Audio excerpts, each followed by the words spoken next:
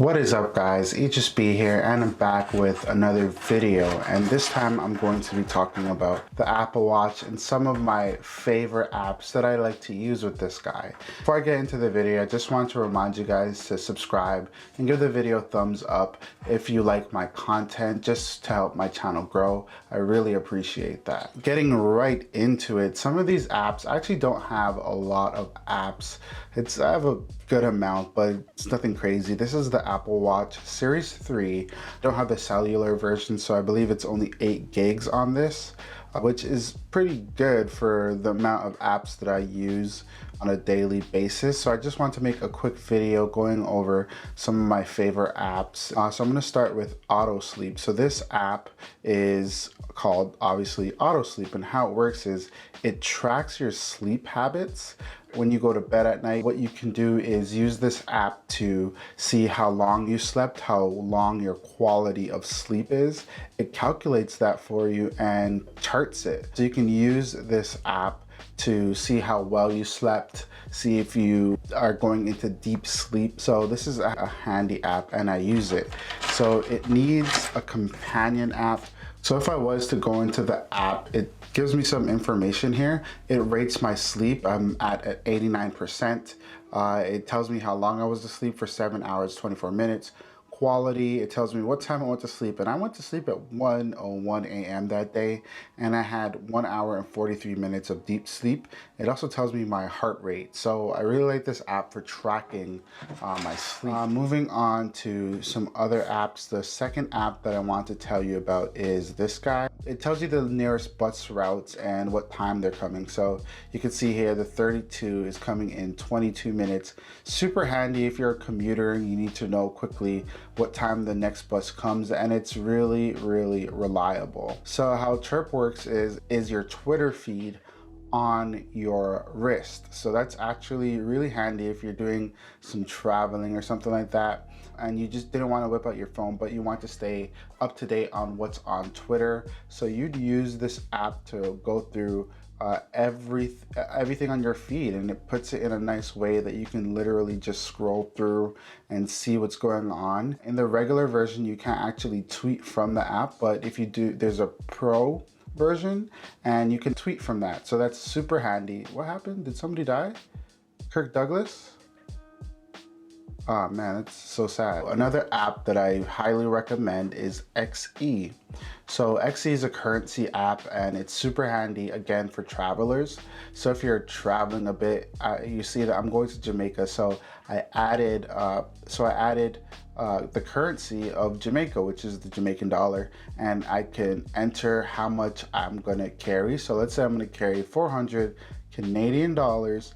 It tells me that I would have 42,000 Jamaican dollars, and that's super handy again if you're traveling, trying to do some quick conversions. I'd highly recommend this app. So what Flipboard is it's an app. You pretty much select which topics you would like to hear about, and a topic will include, you know, technology and things like that. And what it does is it goes across the internet and finds articles that it thinks will be interesting to you. So let's go ahead and see the Birds of Prey Rotten Tomato score. You can scroll down and it gives you a bit of information, but you can't read the full article, which is very unfortunate.